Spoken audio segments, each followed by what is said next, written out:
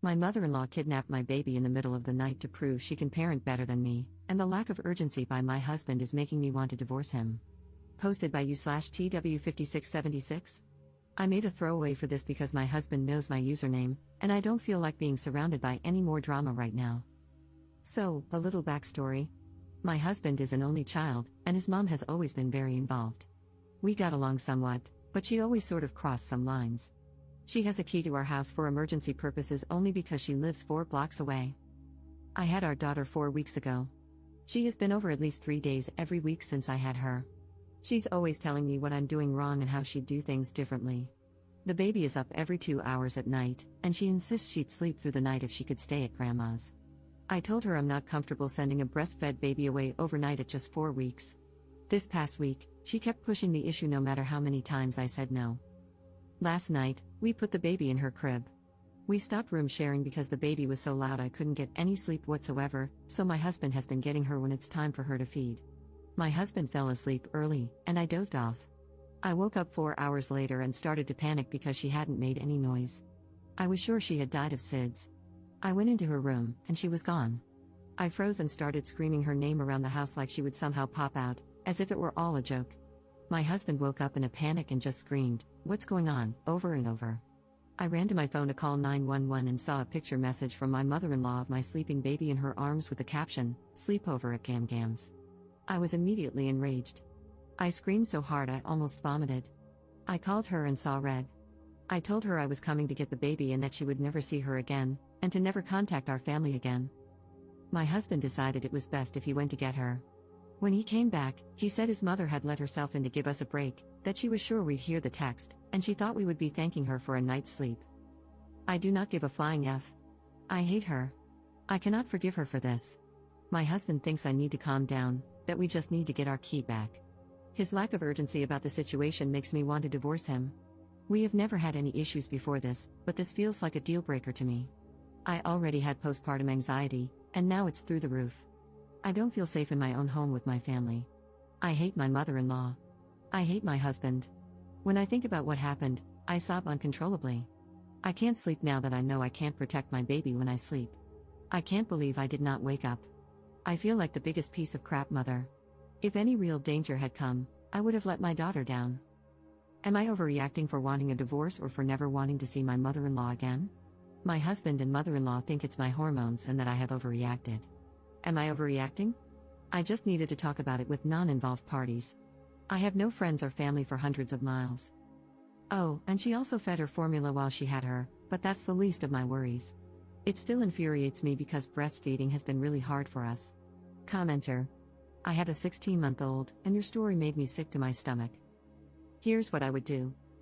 Pack a bag for me and the little one. Go to a trusted family member, friend, shelter, or hotel. Go to the police. Make sure dear husband understands that he either stands by you and your little one, or it's a divorce. She kidnapped your newborn from her crib, when you and he were at your most vulnerable, sleeping at night. If a mother and her infant can no longer feel safe in their own beds, that's the most existential fear you can have. This is sickening. Commenter edit. On the existential fear, deep down, we're still cavemen, driven by a desire to procreate and protect our young.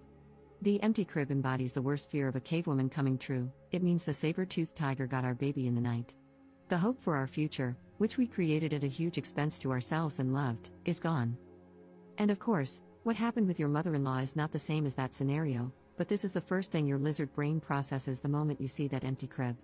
That feeling is going to stay and may mean you'll never feel secure going to sleep again. This is why it's so important to realize just how serious a breach of trust this is. Update 1 day later. I just wanted to give everyone a quick update. I didn't respond, but I've read every comment, and the support I've received has meant so much to me. I bawled reading them because I finally felt like someone was on my side. I called my mom late last night, and I got a hotel. I refused to tell my husband where I was going but assured him that the baby and I would be safe. My mom is disgusted by what I've been through. She's getting on a plane today to come help me. This entire experience has pushed me to the point where I need therapy, so today my first order of business is getting a therapist set up ASAP. I've decided to be alone for a while, and when I'm ready, I'll go with my husband to see if there's a chance to move past this. Right now, I still don't want to, but I also agree that I'm not in the right place to make life-changing decisions. Either way, I can never move back into that house. I don't know what my plan is beyond the next few days, but I'm just going to take it day by day for now.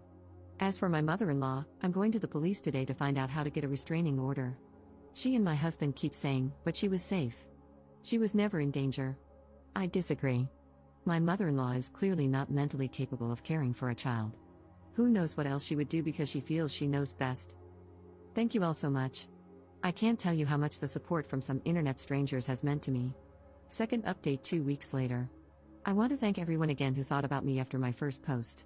These past 2 weeks have been crazy for me emotionally, but I saw the request for an update and wanted to let everyone know what was going on, even though it's been generally uneventful.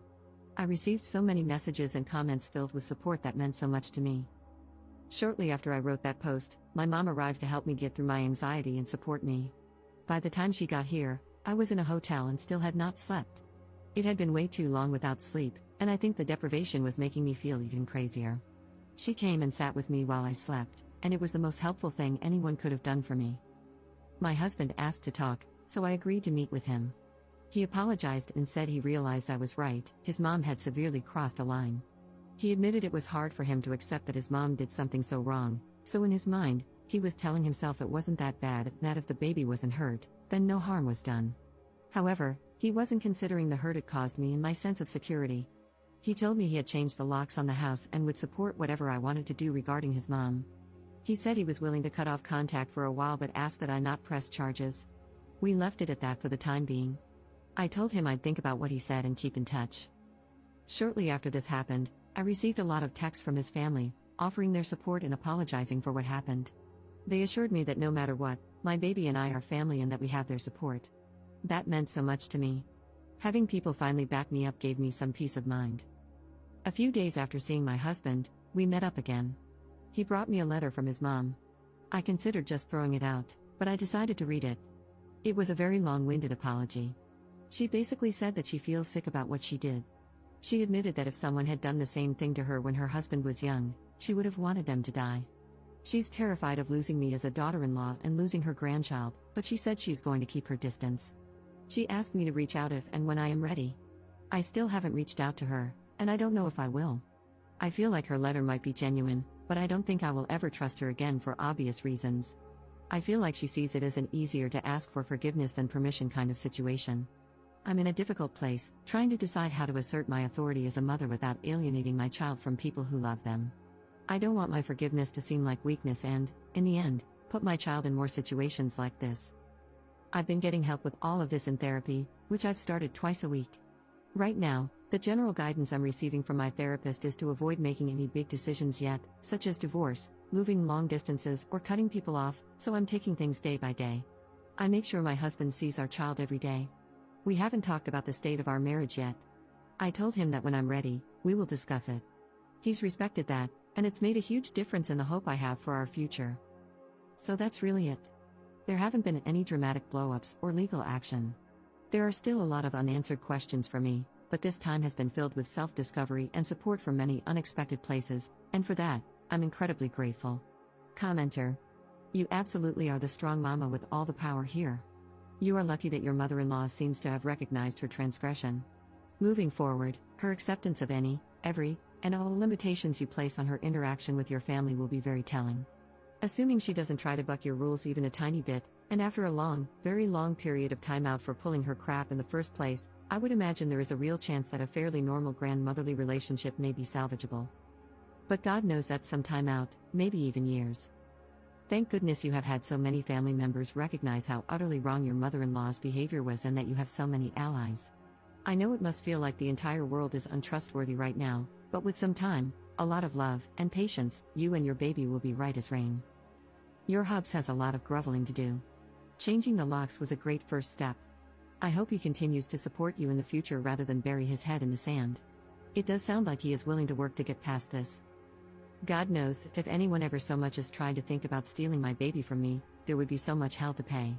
My girls are mine, and I will protect them from all comers.